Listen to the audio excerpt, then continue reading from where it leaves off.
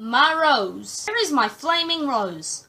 I had a rose. Well, it was a plastic one, but I owned a rose. I'm wearing blue today because I don't have a bell dress. So I'm wearing blue because yellow looks terrible on me. So I don't own anything that's yellow.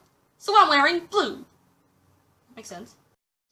Hello everyone, my name is Nay, and today I am going to be doing the Beauty and the Beast book tag in honour of the live-action movie of Beauty and the Beast, which is coming out. I am super excited. As some of you may know, I am super into musicals, so I'm really excited for this. My one problem, which I am a bit frustrated about, is that it sounds like they have auto-tuned the movie, and doing bits of singing and stuff myself, I'm like, no. That removes the beauty of the person's voice themselves, because that's just sticking it onto a thing and kind of, lol jokes, doesn't matter if you can sing on key or not, because we can just change it and make you sound like everyone else. Not pleased about that, but that doesn't mean I'm not going to go see it. I am definitely going to go see it. Anyway, I'm going to try and get onto this book tag because I also have a maths assessment that I need to do, which is due today, which I haven't started. Which I need to get onto doing that. So, let's just get onto this book tag. I found two of this tag. The one I'm going to be following is created by Books and Jams, and I will leave a link to the original video in the description box below. So the first question section thing is, Belle just wants much more than this provincial life. Name a book that takes you to another place. So for this one, I had to go with The Lies of Lochlamora by Scott Lynch. This book has some of the best world building I have ever seen. Actually, it was kind of a tie, and mostly this one because I also don't have a copy of the other one on me, and it was a tie between this and The Name of the Wind by Patrick Rothfuss, and these books are both just, the world building in them just blows you away, and you're like, hey, I want to see more of that. Oh, you're not going to show me more of that?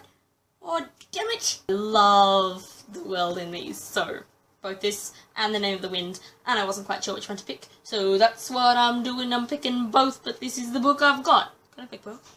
I don't know. She's doing it now! The second one is Beast. Looks scary on the outside, but on the inside is really just a big softie. Pick a book that the cover doesn't match the story on the inside. Gonna have to go with the Lockwood & Co. series, this one in particular, The Screaming Staircase by Jonathan Stroud. The cover just doesn't match. Suckiest cover ever. This looks so... This is with Hauntings Are Our Business. Sorry, just no. This just does not match up. The story is so great, so intense, so packed full of awesome. We all judge the book by its cover. We don't care if there's a saying that goes, you don't judge a book by its cover. It doesn't matter. We all do it. The next one is Maurice, Belle's eccentric but lovable father. A book that takes you out of your comfort zone of what you would normally read, but you loved it anyway. I actually don't have a copy of this, but I'm gonna have to go with The Perks of Being a Wallflower by Stephen Chbosky. This book I really loved. I don't read much contemporary, and I actually read it because I really wanted to see the movie. Emma Watson again. Oops. And I really liked it. I was like, oh, actually, that was really fun. The next section is Mrs. Potts. Pick a character that cares for everyone like a mother might.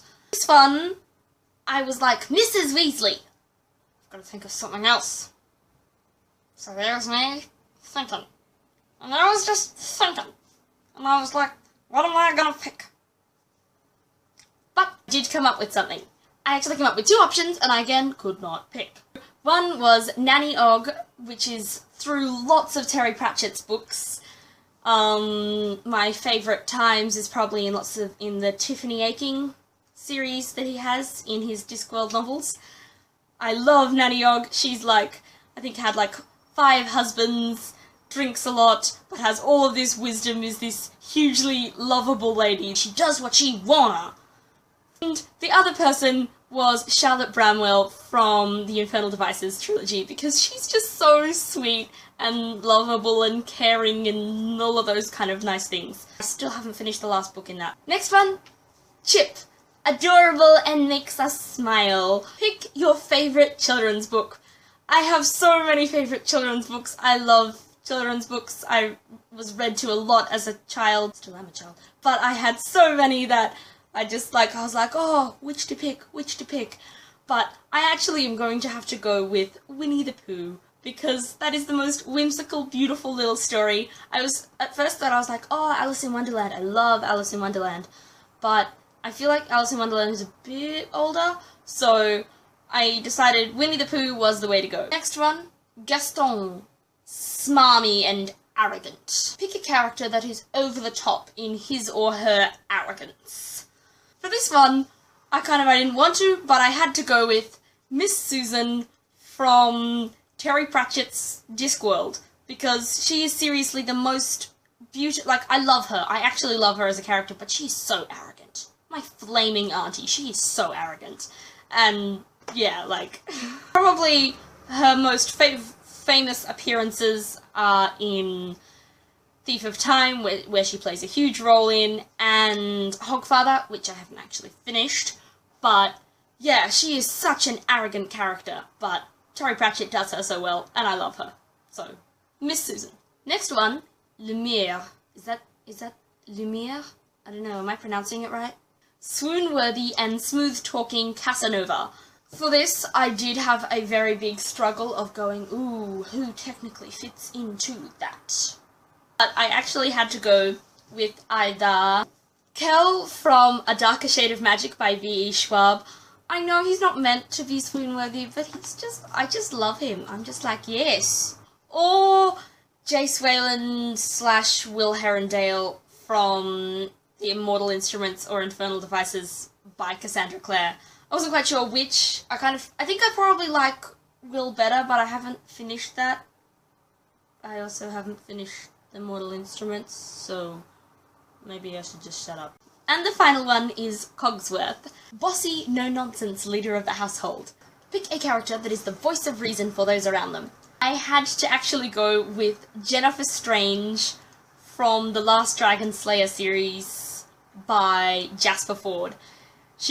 I know it's her job to be like, she's like the secretary, but also the main character. It's in first person, it's from her point of view, the entire story, but she's the secretary for all of these wizards, and she has to organize them because they're all mostly mad and incredibly hard to organize, but still have to do their job.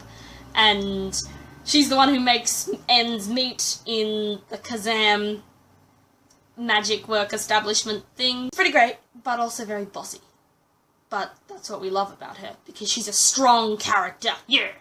That is all of the questions, and I hope I matched them to books that possibly you know, or books that possibly you don't know. Maybe you need to expand and read these super cool books that are definitely like Beauty and the Beast. Definitely. I want adventure in the great wide somewhere. I wanted more than I can tell. So I'm gonna read this book, because it'll take me far away, and then I won't have to do my maths assessment. Yeah. Please comment down below if you have seen the musical, or you have seen the new movie, or even if you have seen all three. If you have seen all three, please tell me what you think of all three, because I haven't seen all three yet. So, like and subscribe. Thank you so much for watching. I will see you next time. Goodbye!